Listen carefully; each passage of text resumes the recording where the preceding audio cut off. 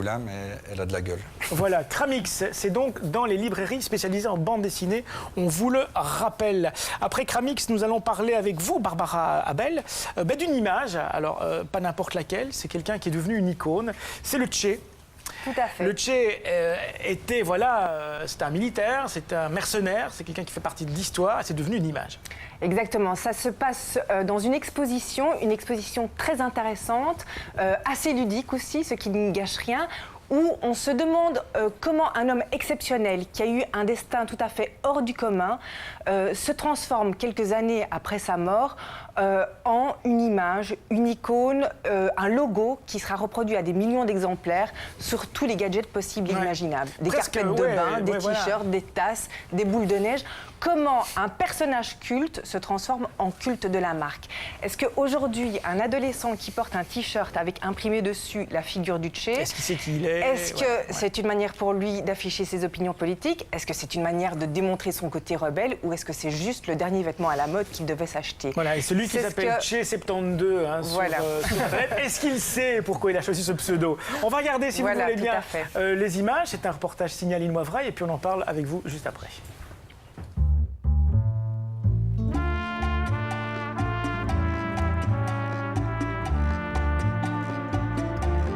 Donc l'exposition en fait a pour titre 32 visions artistiques du mythe et du label Che Guevara.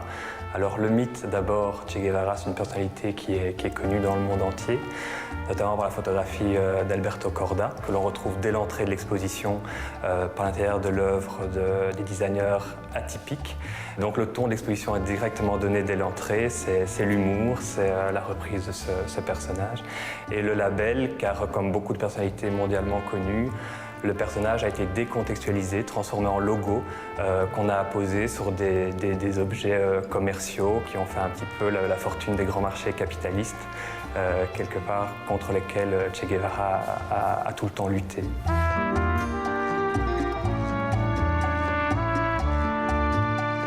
Martin Cherel est un artiste qui est d'abord conceptuel, un artiste français une trentaine d'années conceptuel.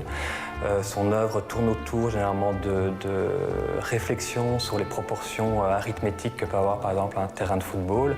Alors ici évidemment il a repris cette référence un petit peu mathématique en reprenant des longitudes et des latitudes de villes qui ont un petit peu fait l'histoire du Che Guevara. Et alors, pour garder la subtilité et la référence immédiate de l'exposition, il a réalisé ce portrait en fil de fer barbelé. Il y a sa ville de naissance, il y a sa ville de mort, mais elles sont reprises dans l'œuvre de Yves Willems, qui lui a fait une espèce de ligne du temps, comme un électroencéphalogramme avec le point de départ, sa ville de naissance, le point d'arrivée, donc sa ville où il a été exécuté, avec tous les moments forts de sa vie.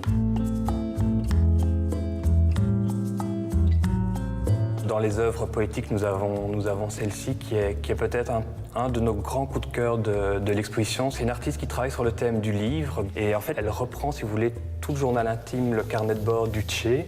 Donc voilà, on commence 7 novembre 1966. C'est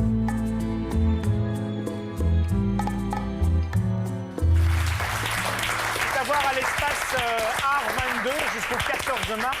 On voit que les images sont fragiles, il suffit de mettre un léger strabisme au regard du Che pour que cette image soit complètement... Exactement. En fait, on se rend compte dans cette exposition de toute la puissance de l'image. On a vu donc cette photo de sa fragilité aussi. Qui louche. Et parce que le Che, c'est aussi une belle gueule, c'est une image que les gens ont envie de s'approprier, quelqu'un auquel on a envie de s'identifier. Et il suffit juste de le faire se loucher, on se rend compte que cette fameuse photo d'Alberto Corda, qui a ensuite d'ailleurs été transformée en une sorte de logo monochrome qui a complètement facilité justement sa reproduction, cette image perd toute son autorité, toute sa puissance. Est-ce que ça montre aussi tout le danger en fait d'une image? Parce que là, évidemment, c'est jouer avec l'image de quelqu'un. Ça regarde évidemment l'artiste, ça regarde aussi celui dont l'image est projetée. Bon, voilà, il se fait qu'il est mort. Mais je veux dire, celui qui va amener à avoir envie de ressembler, de porter un t-shirt, est-ce qu'il n'y a pas un danger finalement? Il y a un danger peut-être par rapport à l'image de la personne. Ce qui est assez intéressant dans cette exposition, c'est qu'on se rend compte par rapport à l'image justement à quel point la société de consommation a une capacité inouïe à broyer l'image pour en faire un produit. Et c'est assez ironique justement dans le cas du Che, parce que le Che, c'est pas n'importe qui. Pour ce concept, ils auraient pu prendre d'autres personnages dont l'image emblématique a frappé les gens. Je pense par exemple à Einstein ou à Marilyn Monroe ou à Charlot. Ils ont pris aussi le Che parce que c'était une figure révolutionnaire, c'était un héros libérateur pour les uns, un monstre sanguinaire pour les autres. Il a quand même fusillé au nom de sa cause, mais surtout, il était anticapitaliste. Et on se rend compte que...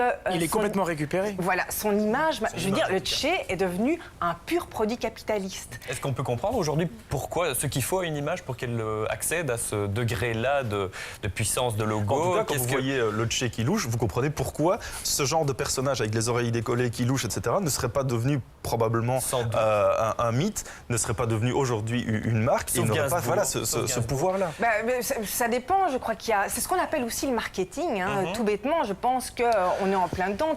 Il y a des choses qui font peur quand même. Je sais qu'en Italie, il y a une série de bouteilles de vin et de bouteilles de grappa. Dans le nord de l'Italie, on sait que le nord de l'Italie vote plutôt à droite qu'à gauche, avec entre autres, c'est une série qui s'appelle Les Nostalgiques, avec entre autres la figure du Che, mais aussi de Mussolini et d'Hitler et de tous ces personnages-là de l'histoire. Donc on se dit quand même que... On pourrait dire c'est pas fort grave avec le Che, puisque voilà, il était c'est un héros. Mais quand ça devient quand on utilise d'autres figures comme ça et qu'on les commercialise, ça devient quand même très dangereux. C'est justement pour ça qu'il faut évidemment s'intéresser à la signification que les images véhiculent. À se rappeler qui il est, qui il était. À se rappeler exactement qui il est. Si on montre une croix gammée, ça veut dire quelque chose. Si on montre évidemment la figure d'Hitler ou le profil d'Hitler qui est aussi transformé en une sorte de logo monochrome, ça veut dire quelque chose. C'est pour ça que c'est très très important de comprendre et de se rappeler de la signification des images, ce qu'elles véhiculent, l'historique du personnage, avant évidemment de l'arborer sur un t-shirt ou d'acheter le dernier vêtement à la mode qui... finalement, c'est du pop art, quoi. Tout à fait. Voilà. En tout cas, c'est intéressant, c'est à voir. Donc, à l'espace Art 22, ça s'appelle donc 32 visions artistiques du Che et Guevara, label Emit, qui se confrontent. C'est jusqu'au 14 mars. Voici tout de suite notre photographe de la semaine. Elle nous accompagne jusqu'à vendredi. Elle s'appelle Isabelle de Tournai. Elle nous propose un travail réalisé en Inde et des portraits jusqu'au 20